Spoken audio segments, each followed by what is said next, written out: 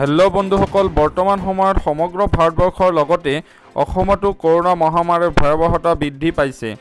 এই কৰোনা মহামাৰী যাতে বৃদ্ধি নাপায় তাৰ কাৰণে আমি সকলোৱে সচেতন হ'ব লাগিব। মাস্ক চেনিটাইজাৰ ব্যৱহাৰ কৰাৰ উপৰিও আমি সামাজিক দূৰত্ব বজাই ৰাখিব লাগিব। কৰোনা মহামাৰী যাতে বৃদ্ধি নাপায় তাৰ কাৰণে অসম চৰকাৰৰ মন্ত্ৰী ডক্টৰ হেমন্ত বিশ্ব শৰ্মাই কিছুমান নীতি নিৰ্দেশনা জাৰি কৰিছে। তো সেই নীতি নিৰ্দেশনাবোৰ কি বলক আমি জানি লওঁ। নতুন ICU নিৰ্মাণৰ কাম আৰম্ভ হৈছে। এই গোটেই প্ৰজেক্টখিনি মই ভাবোঁ পাৰ্কিঙৰটো সময় লাগিব, কিন্তু 56টা আৰু 24টা যিটো 56টা GMCHত 24টা কালাপাহাৰত আমি সোনকালে শেষ কৰিব পাৰিম। আজি আমি বৰপেটা মেডিকেল কলেজত 32খন ICU বিচনা নতুনকৈ আৰম্ভ কৰিছোঁ। শিলচৰ মেডিকেল কলেজত যোৱাকালি 60খন নতুন ICU বেড আমি আৰম্ভ কৰিছোঁ।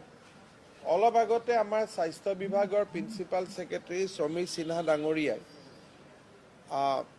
আৰ্মিৰ GOC 4 crore লগত আলোচনা কৰিছে যে তেজপুৰ মেডিকেল কলেজত 60খন বিচনাযুক্ত ICU এটা বনাই দিয়াৰ বাবে তেওঁলোকৰ দ্বাৰাই বনিব। আমি বিল্ডিং দিম, তেওঁলোকে অক্সিজেন পাইপলাইন আদি বনাব আৰু ভেণ্টিলেটৰ আদি তেওঁলোকে আমাক দিব। GOC আমাক জনাইছে যে আমি এই কামটো কৰি দিম আৰু মই ভাবোঁ যে অহাকালিৰ পৰা সেই কামটো আৰম্ভ হ'ব। যোৰহাটতো অহাকালি আমি আৰু কিছু নতুন ICUৰ কাম সমাপ্ত কৰিব পাৰিম বুলি আমি ভাবিছোঁ।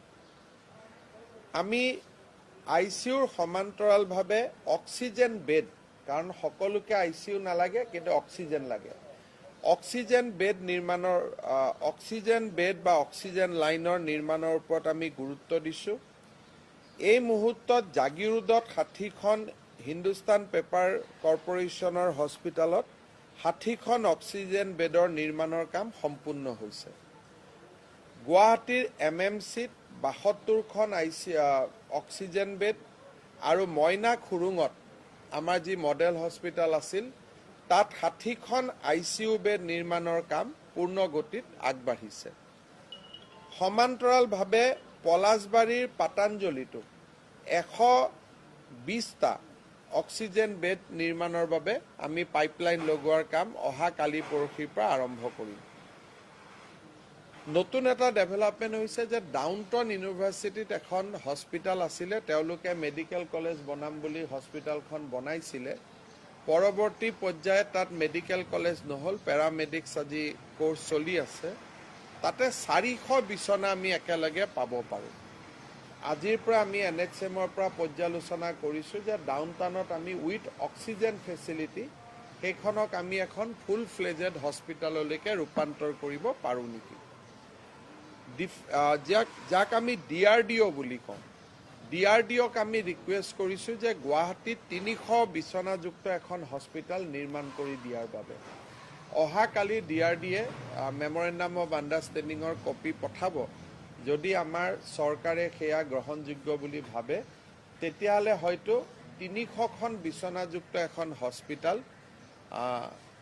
Defence research and development organisation, যাক আমি DRDO বুলি কওঁ, তেওঁলোকৰ উদ্যোগতো হয়তো আমি বনাব পাৰিম। তেওঁলোকে 20 দিনৰ ভিতৰত বনাই দিম বুলি আমাক কৈছে, কিন্তু তাৰ প্ৰাৰম্ভিক MOU অহা কালিহে আমাৰ ওচৰলৈকে আহিব।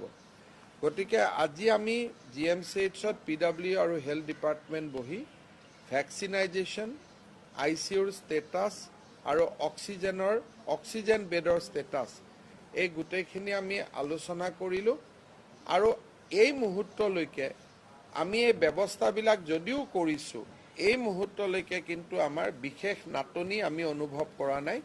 আমি কোনো পেচেণ্টক আজিৰ দিনলৈ না বুলি কোৱা নাই, আমি চলাই আছোঁ। আৰু গুৱাহাটীত যোৱা 3-4 দিন ধৰি 1500ৰ তলত কেছ চলি আছে আৰু সেইকাৰণে আমি অলপ প্ৰেছাৰটো যদিও আমি পাইছোঁ তথাপিতো প্ৰেছাৰটো আমি ল'ব পাৰিছোঁ। মই ভাবোঁ যে কণ্টেইনমেণ্ট জোন আদি আৰম্ভ হোৱাৰ পিছত হয়তো কেছৰ সংখ্যা কমিব। আজি আমি অসমত যিসমূহ এয়াৰলাইনে প্লেন চলায় তেওঁলোকৰ কৰ্তৃপক্ষসমূহকো আমি মাতি আনিছিলোঁ, কাৰণ এৰোপ্লেনত বহুত বেছি পজিটিভ কেছ অহাৰ পৰিপ্ৰেক্ষিতত বিমান যাত্ৰা কিমান তেওঁলোকে সুৰক্ষা লৈছে, কিমান ছেফলি আহিছে, বা উঠোতেই কিয় চেক নকৰাকৈ উঠা হয়, এই গোটেই কথাবোৰ আমি আলোচনা কৰিছোঁ আজি। আৰু বিমান যাত্ৰাৰ ওপৰত আমি হয়তো নতুন SOP এখনো অহা কালি পৰহিৰ ভিতৰত দিব লাগিব, কাৰণ বিমানৰ পৰা এতিয়াও বহুত পজিটিভ কেছ আমি পাই আছোঁ। আপোনালোকে ইতিমধ্যে গম পালে যে অসম চৰকাৰৰ মন্ত্ৰী ডক্টৰ হেমন্ত বিশ্ব শৰ্মাই কি নীতি নিৰ্দেশনা জাৰি কৰিছে। অসমতো কিন্তু কৰোনা মহামাৰীয়ে বহুত ভয়াৱহতা ৰূপ ধাৰণ কৰি আছে। গতিকে আমি সকলোৱে অসম চৰকাৰৰ নীতি নিৰ্দেশনা মানি চলিব লাগিব আৰু কৰোনাৰ বিৰুদ্ধে যুঁজ ল'ব লাগিব। তো ভিডিঅ'টো যদি ভাল লাগিছে এটা লাইক কৰি এনেকুৱা ধৰণৰ ভিডিঅ'বোৰ পোৱাৰ কাৰণে চেনেলটো ছাবস্ক্ৰাইব কৰি কাষত থকা টিলিঙাটো বজাই দিব। ধন্যবাদ।